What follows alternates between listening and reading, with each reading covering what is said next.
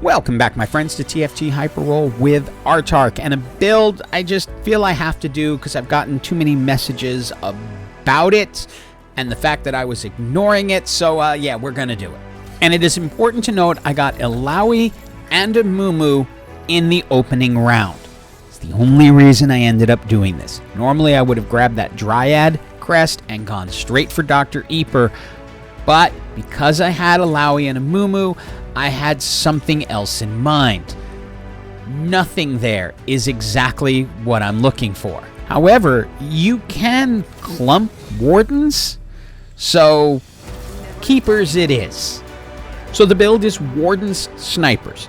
I personally find Bruiser's Snipers more effective. However, Wardens, if you can get them early, can work, especially since Amumu is a porcelain warden, so that will allow Ash to be more powerful later in the match. It also has Ghostly along with Illaoi and Caitlyn, so you have some decent synergies there. I just tended to find that it was a lot harder start unless you end up with 2-3 costs at the beginning, and the end was very similar, especially if you've had a Kabuko since the beginning of the game who gets up to 10,000 health.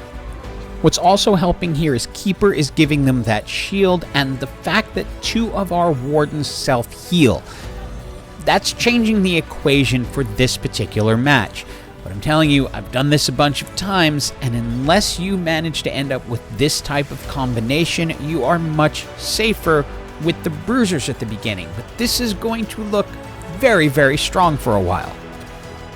Okay, enough about convincing you why you should go one way instead of another. Let's say this is where you are. We've now got a 2-star Amumu. We managed to put a Dragon's Claw on him along with the Diamond Hands that we got from the beginning, and that is going to tank him up nicely. Amumu is a very, very effective tank. It is time to look at our second set of augments, and nothing super exciting. Golden Remover is a pretty cool augment because you'll be able to remove items over and over again. But we don't really need that here. Now, getting another level of Keepers that can stack onto the first level, since we're clumping anyway, we might as well just go with it. We also want to tank up Illaoi a little bit, and I'm trying to hold the last slot on Amumu for something AP related like an Archangel Staff. We went ahead and brought in Senna just to get that sniper buff rather than going to the 4 Wardens, even though we had a 2-star Jax hanging out on the bench.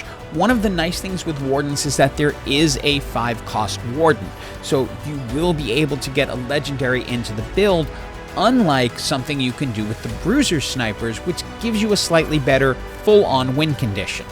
And again, Amumu and Illaoi, especially with Keepers, is going to make for a very potent combo, because as fast as their shield goes down, they are going to heal back up, and even though they're able to completely knock out my backline, my front line ends up staying in and winning this round. It is time for an item choice, and as I mentioned, I'd love to get an Archangel Staff on Amumu, so I will pick up the tier for that. Now, there are 7 Wardens in the game, and you're only going to need 6 of them, but since there's no guarantee I'm going to get the 5-cost set, I'd rather grab a Garen and at least have him on the bench, so that if I can't get him, I at least have 6 2-star Wardens that I can put in. It is time to look at the final set of augments, and Warden Crest, it's interesting. But I don't need it. As I just mentioned, there's already more than 6 Wardens in the game, and there isn't an extra bonus at 8. So we're going to go ahead and roll through these. Long-distance pals, not a real fan of it, especially in this type of build. When I'm clumping like that, Combat Caster, that left me with Magic Wand, which will allow me to get the Archangel Staff on Amumu. But not many APs in this group, so it just kind of is what it is.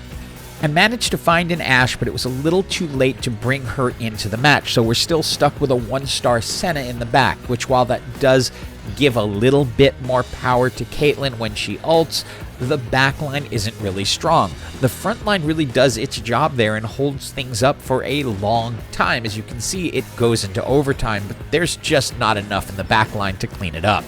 And I was all set to bring in Ashe for the next round, but then scored the 2-star Senna just before the round started, so decided to keep her in there and hope that it would make a difference. The trouble is you need to have Senna right next to someone, which makes for really easy pickings for something like Yone to come in and just wreck a backline. That's one of the challenges with having to clump up around Senna. For the next stage, what I wanted to do was get the 4 snipers into the game along with 4 wardens. So I pulled 1 warden out and then brought Ash and Philios in so we could get the 4 snipers. That will then trigger Porcelain since we now have Amumu and Ash together. And you can see this made a huge improvement to the results. I'm pretty happy with the front line now, so item choices are really going to go onto Ash. We're going to want to speed up her attacks as much as possible. So Rage Blade meet Ash. And yes, everyone's 1 row back because we had that idiotic encounter where they give you additional health if you move 1 row back, which just seems designed to hurt sniper teams, but ours seems to be doing well. But that's mainly because Amumu just doesn't want to die. And thanks to Amumu holding that front line so well, we are now, say it with me, into the top 4. Item-wise, I want to continue building the backline power, so Giant Slayer, meet Ash. And that will give us some excellent items for Ash, and we can now move everyone back up to the front, still keep them clumped for keepers, but it's a much better position as we get our gold 3-star Illaoi. And you will see with that double keeper bonus, that additional shield is just allowing so much time for our backline to start getting ahead of other teams.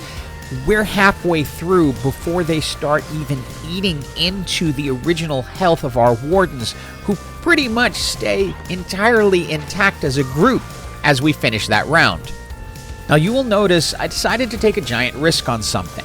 I got rid of the additional warden, which I had to do in order to get the 2-star Ash when I did. I did that because at the time the team was starting to slip and I really wanted to shore things up, and I knew I needed the 2-star Ash to do it.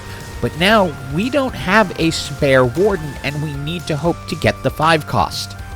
Luckily, Gary is paying attention, so we come out of this fight and go straight into the next round, and waiting for us is Set, the 5-cost warden.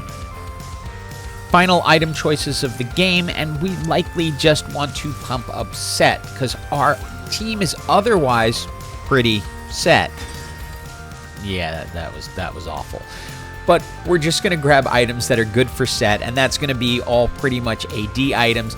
I would prefer if we had a little bit of healing, that would help him out, but he's going to be getting a lot of attack damage from lifting, and then we managed to 2-star him. So luck just plays a ridiculously huge factor in all of this. Because note, we are fighting a ghost team right now, and because of how everything is placed and sort of how we have to place, their Kayn is able to just walk into our backline and destroy it completely, leaving only the tanks to be left, which will end up with Set, Illaoi, and Amumu. But once Kayn gets to them, yeah, it's gonna be really hard for them to stay up, with Umbral Reapers ripping them apart. However, even though we lose this fight, the team we just faced that beat us was beat by this team. So we don't have to face that team again, and this team is going to be much, much easier because they don't have anything like a Kayn that's going to walk through the front line and go straight to the back line. That leaves us able to get in on them, press in, win, and it's GG for everyone. The moral of the story is Warden Snipers does work. You better get really, really lucky if you want it to win, but it's worth a shot if you get the right start. Hope you enjoyed the video, and as always, have an absolutely, absolutely awesome day.